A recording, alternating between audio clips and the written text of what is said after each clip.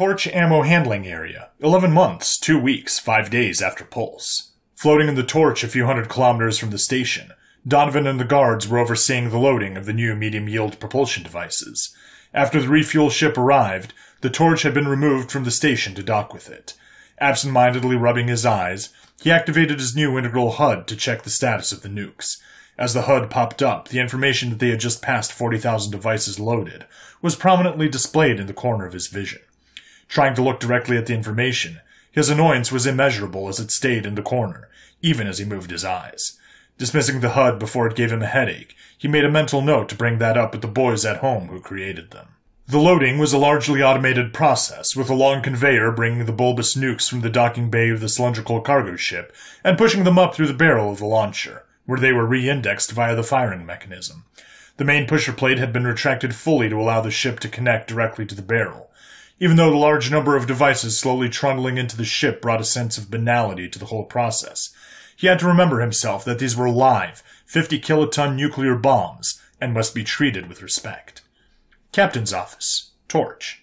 Captain Monger was floating at his desk, signing paperwork for maintenance requisitions, consumable supplies, a blade of oil for the plate, various metal stock lost during repair, crew pay and compensation, and writing up another report on the Kyle stowaway incident. Command had sent him new orders for a mission to deliver a large amount of cargo to Vesta, as well as field test the new method of FTL which required the ship's unique propulsion method. More damned paperwork. In order to carry the cargo, the ship would remove the toroidal fuel tank and arc jet, stack the cargo, then secure them back on top of the cargo, keeping compression on the whole stack with the counterweight's cables. They also wanted to provide a permanent crew position on the Torch to Accordion. This would be accomplished by having Accordion at home do some haptic VR stuff and have it transmitted to an artificial body here, so apparently a robot porcupine ferret thing would be joining his crew. He supposed it would make a good training opportunity to prevent people from accidentally poking themselves on the aliens. Ever since aliens were discovered, some of the more pessimistic leaders of High Command had recommended the ship be equipped with some more experimental heavy weaponry, just in case there were other, hostile aliens out there. Although it was a sentiment he shared, they had seemed to go a bit overboard. Along with the refuel ship, they had been sent 50 Kasaba howitzers, varying between 1 kiloton solid slug variants, designed to be fired out of the Orion drive, to a 10 megaton version strapped to a large block of fuel, firing 800 kilograms of optimistically insulated tungsten pellets, like a shotgun. Just in case. The weapons package also included a set of passive sensor drones, a multi-mode point defense laser, and a newfangled neutral particle beam. The one thing that made him do a double take was an honest-to-God antique 50 caliber M2 Browning firing some experimental guided projectiles. Of all the weapons on the ship, that was the most absurd. But seeing as it was technically a warship, he supposed it was just tradition at this point. All of the external weapons were designed to mount to the Torch's hardpoints, while still having Whipple shielding in a fairly janky but technically viable way of arming the ship, without getting in the way of everything else. Sigh, more paperwork to deal with. Hours later, after all of the pressing issues were dealt with, and no longer his problem, 500,000 tons of cargo were being prepared, and would be shipped from the various distributors on Titan within a few days, as well as various goods from the hub station. Wanting an update on the Orion's reconfiguration, he contacted Carl Porter. "Carl, this is William. How's the Orion looking?" Captain, we're a bit behind schedule for maintenance. The recoil hydraulics are in good shape and polished up to a mirror's shine, but the plate itself had a few millimeters of localized erosion from that last burn. I think we'll need to flush the pusher's ablative oil system with some piranha in case one of the holes has deep coking on it, which will take a while. Filling the plate erosion, ultrasonic and x-ray testing, the whole plate will take another week.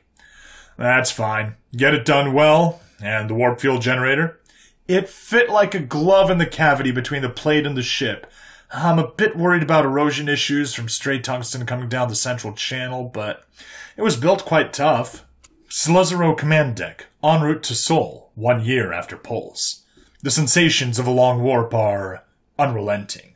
Strange noises which occur at the edge of one's hearing range, a flurry of pinpricks and visual static every time someone closes their eyes, or stares at one spot for too long, and a constant sense of being observed, make even trying to concentrate on a screen a very exhausting task. As the multiple of the speed of light increases, the effects get worse exponentially, to the point at which it is impossible to stay conscious without extreme concentration.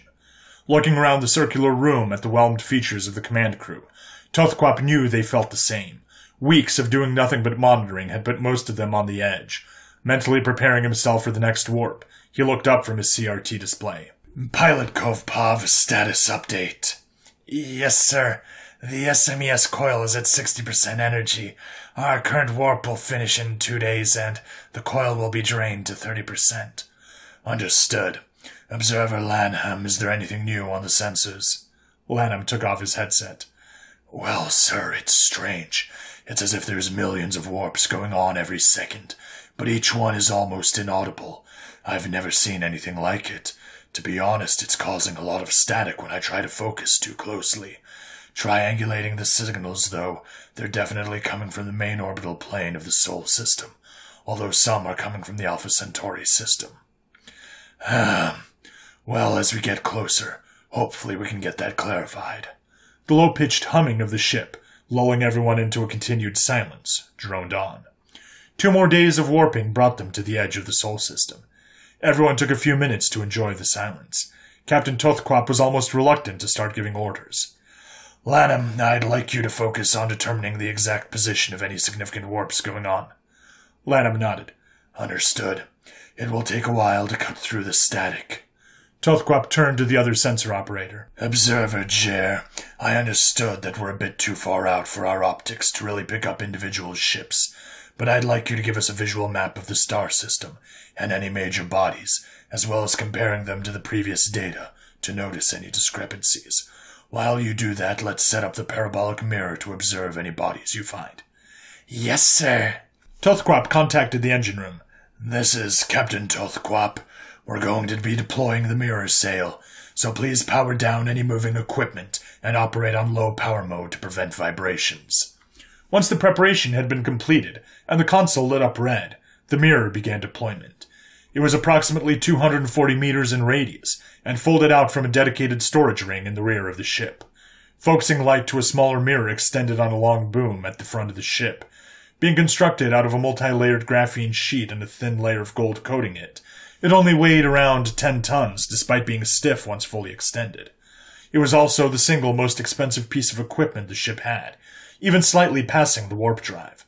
However, its incredible stiffness-to-weight ratio more than made up for the cost, turning the ship into a single, massive reflector telescope, which could practically read newspaper gossip from the next planet. Jer spoke as he wrote down some notes on a piece of paper. All right, Captain. I've gotten the current positions of the 8 brightest celestial objects in the solar system. Reading off spectrometer lines, it appears that the closest planet has little to no atmosphere. The second planet is mainly carbon dioxide. The third planet contains mainly oxygen and nitrogen. And the fourth planet is mainly carbon dioxide. The next 4 planets are significantly further out and contain mainly hydrogen and helium, which leads me to think they're gas giants. Honestly, from these readings, none of them should be capable of supporting life. He passed the note to Kovpov. These are the current coordinates, angular velocities, and angular accelerations of the planets for you. Might as well start with the closest to the sun and work your way out. Kovpov took the page and nodded. Thanks, Jer.